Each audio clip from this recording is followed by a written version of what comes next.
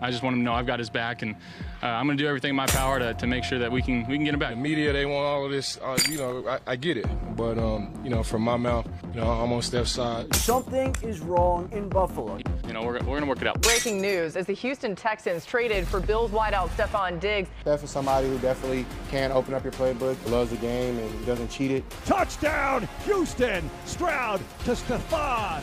It's a lot of meat on the bone, man. We'll have our work cut out for us. Steph's playing at a high level. Woo, a big reunion matchup Sunday as Stephon Diggs takes on his former Bills squad where he spent 4 seasons. Diggs averaged nearly 100 receiving yards through 4 games last year in Buffalo, but that number's dropped off this year with the Texans largely because of Nico Collins' dominant start. Diggs' yards per reception and average target depth are his lowest in his first 4 games of any season in his NFL career, but yet all accounts would tell you he's still having a nice career there for the Texans. For more on Diggs, we welcome back Jeremy Fowler, who has a great article on ESPN.com. You've got to read this about the receivers' fallout in Buffalo. Jeremy, at the time, this move was surprising. Why did Buffalo feel like it needed to move on? Laura, multiple sources I spoke to looked at late last season with the Bills offense as a turning point. They were growing and expanding as a whole. Younger players were coming in. I point to that Dallas game where they ran the ball nearly 50 times, and one team source remembered thinking, hey, for 3.5 years, there's no way we could have won without Stephon Diggs, but now we can at least try. So they were getting emboldened on the field, and then off the field they had a major salary cap crunch. It was sort of known in player circles around the league that Buffalo was going to part with aging veterans with bloated contracts. So Diggs was just one of those players. They've gotten trade inquiries on Diggs for multiple years, 2 to 3 teams dating back to 2023. So it's not like they were aggressively shopping him. There was just significant interest. And look, the personality component is something. He's well liked by teammates. He works really hard, but he is known, according to several sources, to grate on a locker room. It's happened in 2 spots now, dating back to Minnesota. Yeah, it's interesting. I mean, something to keep in mind, certainly when you look at the whole picture. The other part of the picture, in 4 seasons together, Allen and Diggs connected for the most completions and passing yards of any QB receiver tandem in the NFL. Thanks to Jeremy there. Again, check out his article. It's on ESPN.com. Let's start with the Texans side of the Diggs move, RC. How have they utilized him in their offense so far? Well, I mean, if you keep walking around the studio, you're going to have deeper air yards on your attempts than Stephon Diggs. Throw me the ball. Goodness gracious. I will say this. The thing that's really cool about Stephon Diggs is when you turn on the film, he could still absolutely play football. He's still a #1 talent at the wide receiver position, but the Houston Texans don't need him to be.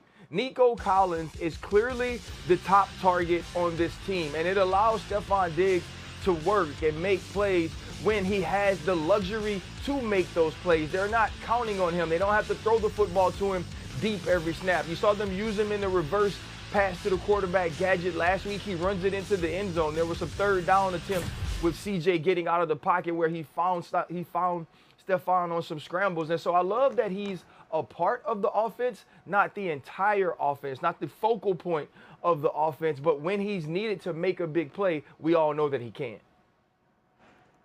It's funny to say this given all of the drama and hoopla around, Diggs and the Bills, but if you're Buffalo and Stephon Diggs has more targets than Nico Collins, that's a good thing. That is what you want to happen. And it's not because Stephon Diggs isn't good. I agree with RC. He's still got it.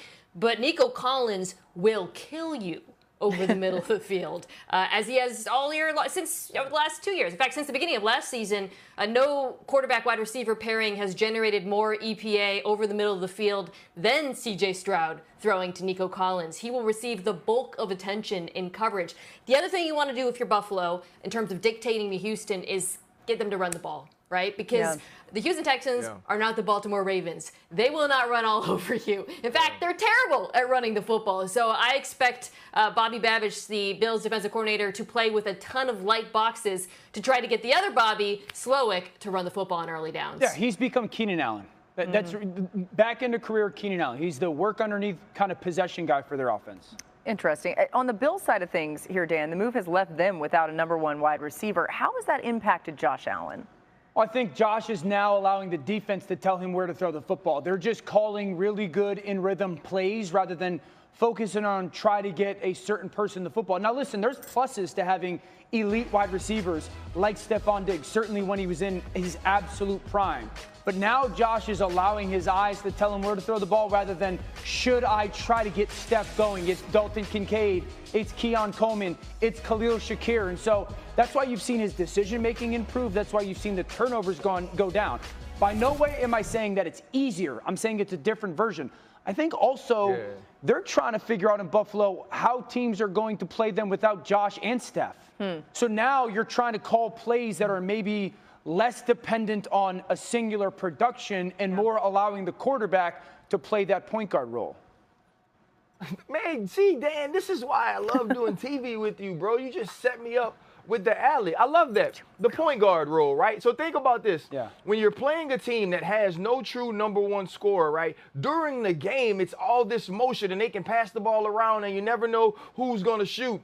And then it gets to the end of the game and they don't know who they want to shoot. That's fair. That's what we saw with the Buffalo Bills, right? In the weeks that he's able to distribute the ball and get it out and get it to different receivers, it was very good. Last week, when you needed someone to be able to win against one-on-one coverage, when we knew you were throwing the football, they struggled to create a little separation. And so it's going to be finding the balance between not having a guy, but knowing when you need it. Yeah, good point.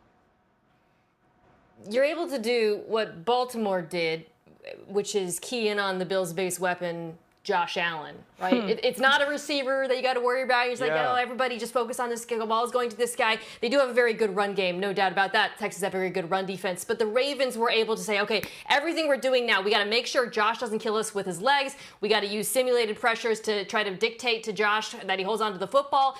I don't know that, by the way, if Houston could do those things to the degree that Baltimore did. So it's not easy per se, but it does make things a little bit simpler in that regard because you're able to focus so much on the quarterback. A good reminder, you guys, that Stefon Diggs is actually a free agent after this season.